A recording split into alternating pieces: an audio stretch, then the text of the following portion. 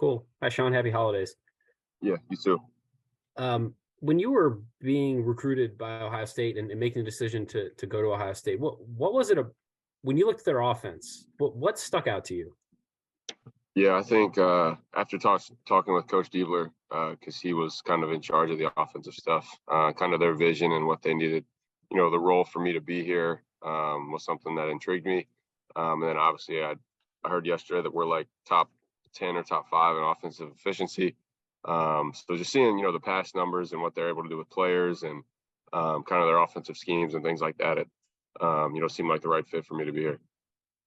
Why do you think, as a team, you've been able to be as efficient as you have been? It would seem like with so many new faces and so many question marks about who could do what, that might not be the case. And I know competition is going to pick up here, but why do you think you've been able to be as efficient as you've been to this point?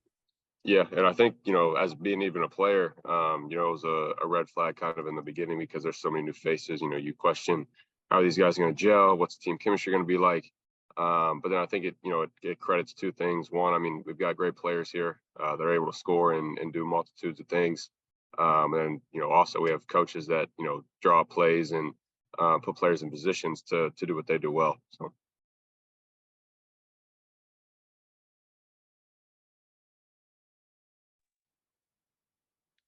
We'll go with Andy Backstrom. Andy.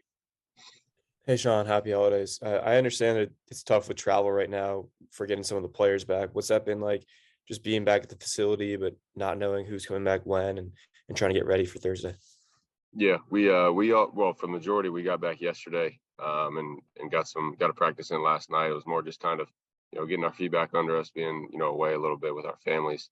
But yeah, we've got a couple guys still trying to make it back. The weather's kind of put us in a bad spot, but we'll get everybody back either today or tomorrow, and then get focused for Alabama A&M and so on and so forth.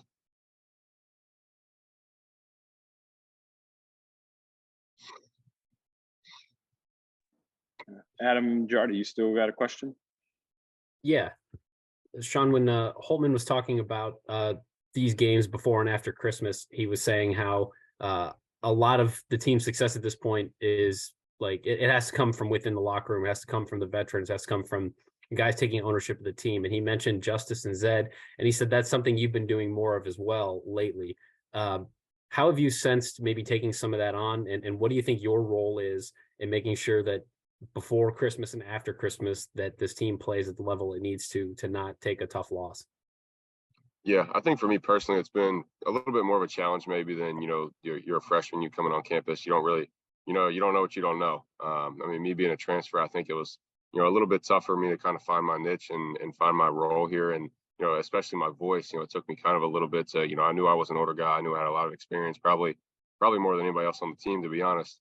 Time after time, and we're almost halfway through the season here. I'm kind of getting more comfortable in a sense of talking and using my voice. So yeah, I mean, trying to do that more, especially as we wrap up the non-conference and start going into conference play. When you were in your first year at West Virginia and you look at some of the names that are on that roster, were there guys that you took notes from, as far as like that you think that now some of that stuff is paying off, is just from being able to be a team leader and feel more comfortable with your voice? Are there guys that you learned that from at West Virginia? Yeah, I was lucky enough to be around, great players, but also great guys at West Virginia. When I first got there, my first year there, I had one or two guys that really took me under their wing, and they were both leaders and captains on the team.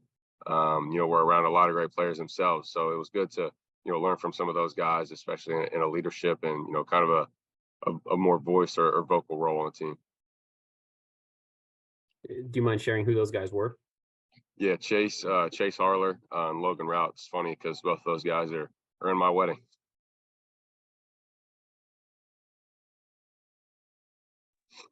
Love it. Good stuff. We'll go back to Andy Backstrom and then Stephen Kishpon back. Andy. Hey, Sean, just wondering with, Justice playing more point recently, what's it been like having him running the point a little bit more? And for an older player, like, you guys are both pretty experienced. What's it like to pick up a position like that or a certain role that maybe you hadn't had earlier in your career? Yeah, I think for him, there won't be any hiccups. He's a extremely versatile player, probably one of the most I've ever seen. He's a 6'7", 6'8", point forward in a sense. He's able to hand it really well.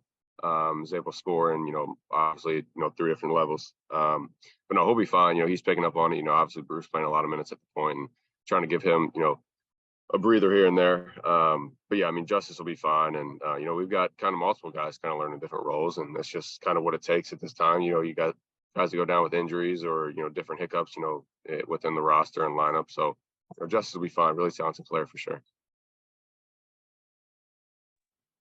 All right, and we'll finish up with Steven Kishpa. Steven. Hey, Sean, hope you're doing well.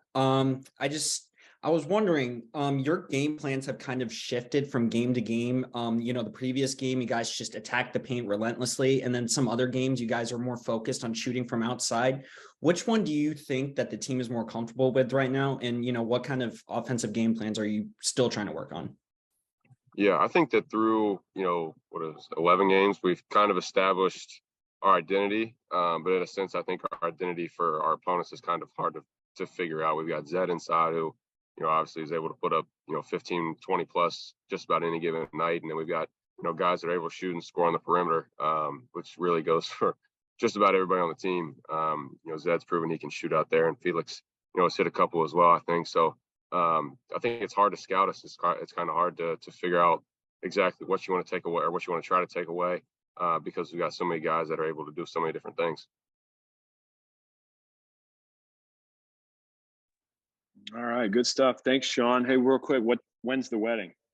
The wedding is June 23rd, so about 6-ish months, almost 7. One bit of advice: let her handle everything. I know. Yeah, she plans everything, and she's like, "Are you okay with this?" I'm like, "Yeah, sounds good." Awesome, good stuff. Thanks, man.